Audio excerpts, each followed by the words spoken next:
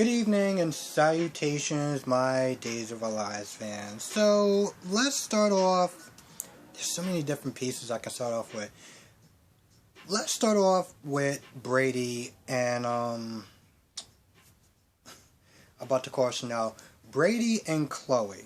So, Chloe takes the advice of, I don't want to sit there and say a moron, because I know that Nicole has her issues with Kristen, but you're basically sitting there taking advice from some woman that basically says, hey, you should be a homewrecker. Yeah, I know that they have a thing or whatever, but you should just break that up because it's what you want. Yeah, why don't you go and do that? That's a good idea. So she decides to take the advice of Nicole. And she just goes on and on and on about how she wants to be with him, and Kristen is no good for him, and she can be better, and he'll never regret it, and yada yada yada. And I mean, I'm listening to this, and I'm just sitting there thinking, why the hell are you choosing to go out with? Why the hell are you sitting there trying to go after a man who's already involved with another woman? You're literally throwing yourself at a man who is in a relationship with another woman. Are you kidding me? I'm trying to understand this woman, Chloe. I really am. And, I mean, granted, I did sit there and say, when she first came to town and I found that she was going out, she had a thing with Philip. And in the beginning, I was like, what the hell? Like, were her standards low or something? But then I started to see more of Philip, and I realized he's not the total man-child that, don't get me wrong, he does still act like a man-child sometimes, but for the most part, I did see another side to him, and yeah, I was like, alright, you know what, maybe I can understand why she went out with him. I can understand a little bit, alright? He's not totally terrible. Not gonna lie, I kind of do like Philip a little bit. But my point is, I was like, okay, whatever. She went out with Philip, it didn't work out, he broke her heart. Okay. So, she has this thing for Brady, but, Brady is involved with Kristen, and you know that, and you still want to throw yourself at him. What the hell is wrong with you?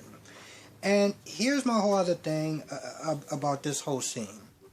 Brady vexes me. Brady sometimes vexes me on a good day. This guy is like, well, I'm with Kristen, and, I know other people sit there and say that Kristen's a bad person, but she's this, that, and the third. Why don't you just sit there and tell her no? Use your words. You're a big boy. Use your words. So, Chloe's like, listen, I wouldn't have pursued you if I didn't think that, there's a mutual attraction.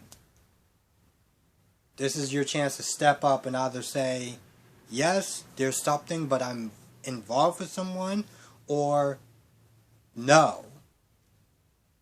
I wouldn't sit there and say lie, but what he did almost seemed like it was worse. What he did almost seemed like it was worse in some ways, because he didn't even give her an answer. He couldn't even be man enough to give her an answer. He was just like, Rachel is with Susan, and I gotta go. I was like, so you just choose the coward's way out. Awesome. That's, I don't even know what to say about that.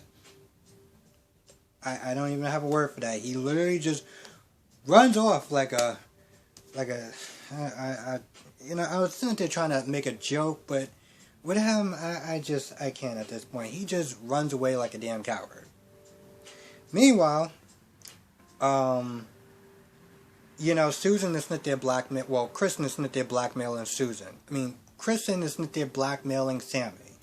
And, because Sammy's all like, oh, no, me and Lucas weren't doing anything. He dropped his wallet and, we were just talking. And she was like, no.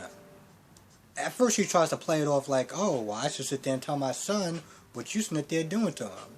Yada, yada, yada. So she goes back and forth, back and forth, back and forth. And it's just like, swear to me, I don't remember exactly how it happened, but pretty much she was like, swear to me that you'll help me out if I keep your secret. So Sammy does. And then she reveals that she's Kristen. And they get to talking. They're talking about Chloe and stuff like that. Apparently Sammy probably doesn't like Chloe either. I don't know why. But they go back and forth. And they're, she's sitting there telling her stories. And she's all like, oh, I need to get him away from Chloe. And yada, yada, yada. And with that being said, Kristen's like, listen, you're gonna help me out. And she's like, you're gonna help me out. Because, I got your secret and you got mine. And at first Sammy's like, I'm gonna call Brady. So they wrestle for the phone back and forth. But then Kristen's like, listen, if you do that, I'm gonna tell EJ, which is her half brother. My goodness, the one thing about this show that kind of vexes me a little bit is just how close they are to each other. So Kristen is EJ's half brother, and so Kristen's EJ's half brother, so that makes her a DeMero. But Sammy is married to EJ, and she has a daughter named Allie, which is Victor's. That's her grandchild. That's his grandchild. Oh my goodness, it's so confusing. But my point is, she's like, I'll sit there and tell my brother about what you did, and we'll just see what happens. So, Sammy's like, well, I don't really care. I'm just gonna sit there and tell Brady. So I'm like, Sammy, you're not gonna win in this chicken. Playing chicken against Kristen is a really bad idea. It's a really bad idea. And I haven't even been watching the show that long, and I know trying to play chicken with her is a bad idea. So, Kristen pretty much calls her bluff, and after about a good 30, 40 seconds, she's like, alright, fine, I'll help you, whatever. So Kristen's like, listen, I believe that part up to you, because besides me, you're the only other person that's good at scheming, so you'll come up with something. I'm just sitting there thinking, Kristen, don't you have something else to do? Like, I don't know, break up Kate and Jake, because Vivian said if you don't, she's gonna rat on you. Remember that? While you're trying to, go so hard as far. And there's a certain part where she's sitting there talking to Sammy. She's like, listen, Chloe is sitting there trying to get her hands on him, and she doesn't care if we're together or not. She's gonna do what she wants to do because she's gonna follow her heart, And I'm sitting there thinking, she's right about that. That's literally what Chloe is doing. But the fact that you had to break out of prison to sit there and try to keep those two apart, it's like, is being with Brady really worth it? Here's the thing, at this point, I don't even think the fact that Brady's so worth it as much as he tolerates the insanity that Kristen does. How many other people could sit there and say, you know what, I want to be with a woman who will stab my grandfather in the heart? Yeah, no, that's cool. She wasn't in her right mind. So Brady just tolerates Kristen. It's not so much that he loves her. Yeah, I'm pretty sure there's love there, but he tolerates her more than anything else. And that's why she's so desperate to sit there and cling on to him. Now, with that being said, let's go with Gwen and Jack. So they're talking about, if she could be pregnant or if not or anything like that. She takes a home pregnancy test, comes back out that she is pregnant. She's worried, she's afraid. There's some nice scenes with her and Jack, especially given the fact that she literally tried to blow up his marriage not that long ago. Why does the volume always climb when it's thing?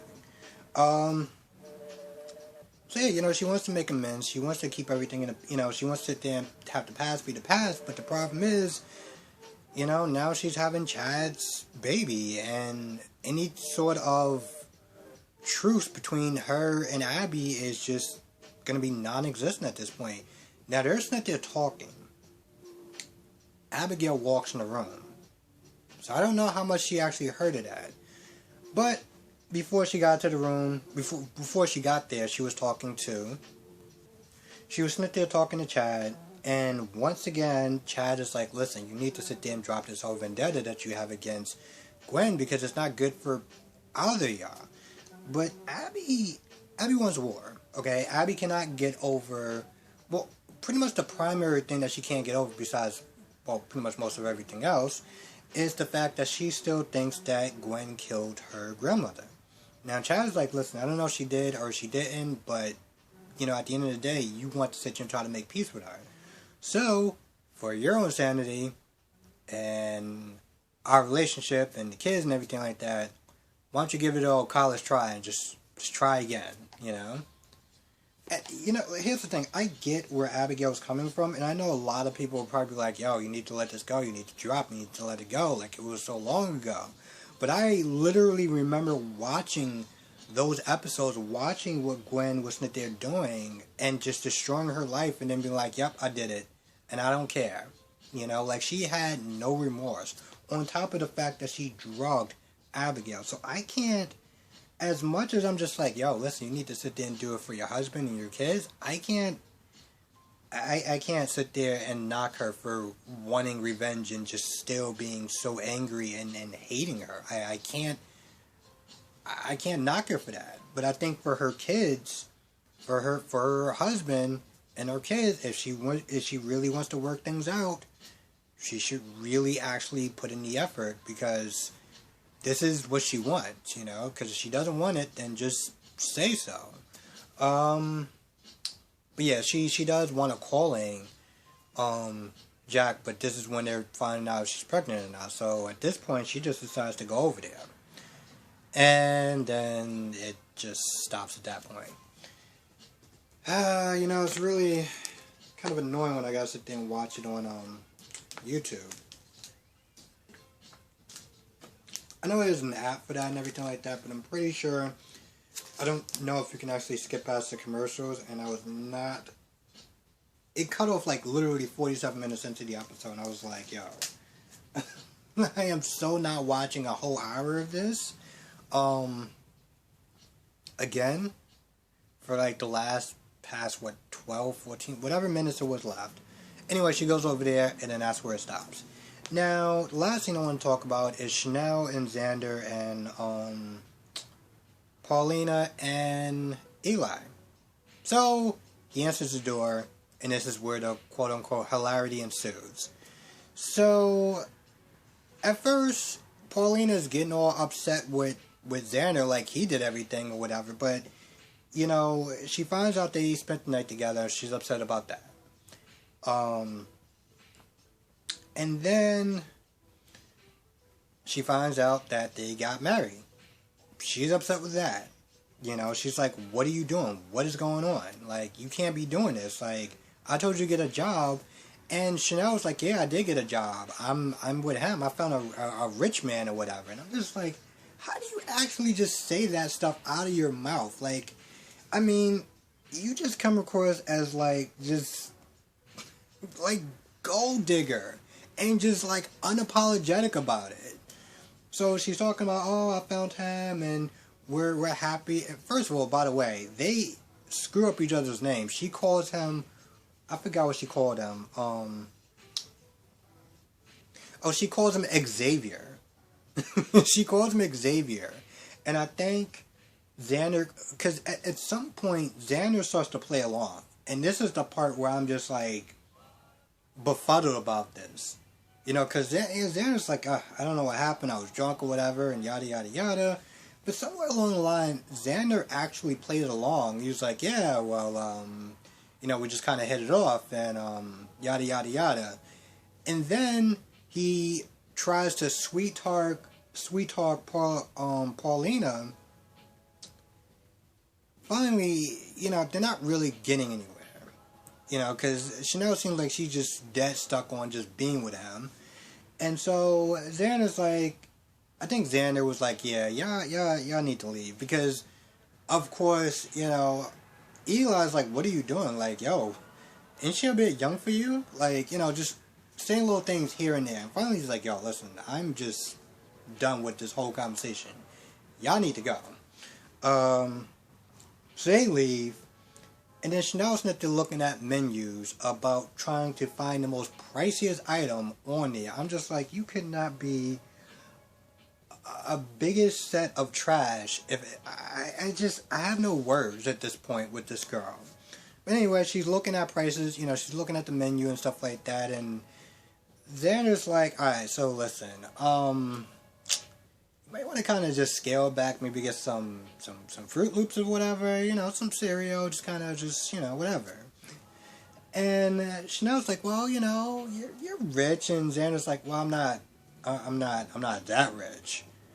And you know, of course, Chanel's like, well, you're the CEO of Titan or whatever, and this is when Xander's like, well, you're a little kind of behind the times on that. So apparently he's going to tell her tomorrow that, well, I'm not exactly as rich as you may think I am. And of course, we're going to see Chanel's true colors. And, well, we're already seeing Chanel's true colors. What am I saying?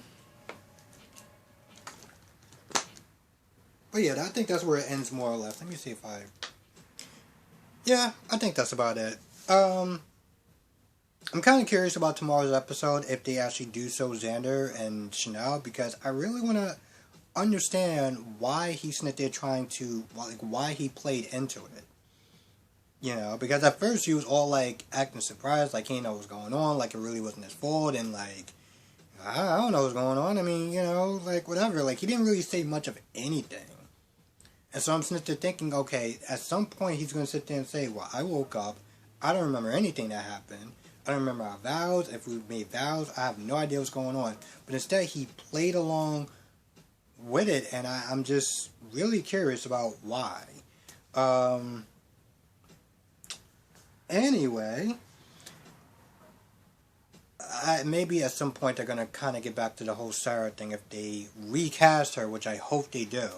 Listen, I'm not, and I say that with a grain of salt, because I know a lot of people are probably attached to this actress, and I get it. Trust me, if it was a person that was on GH, and I've been watching it for a while, and somebody just walked in and started doing reviews and was like, oh, I went to the recast, I'd be like, well, I'd probably be saying some very choice words, but my point is, I understand that some people may not want them to recast Sarah. And I know Kristen has to do her thing, so it's probably going to be a while, but my point is, I just hope that they do get, like, they do finish, or get to, like, they don't just abandon that storyline with Sarah. Because that would be a shame. That would be a shame. And I say that because, well, on GH, they sometimes tend to start stories and then just kind of just abruptly end them, or just kind of just put them on a back burner, and we don't really find out what's going on with those storylines.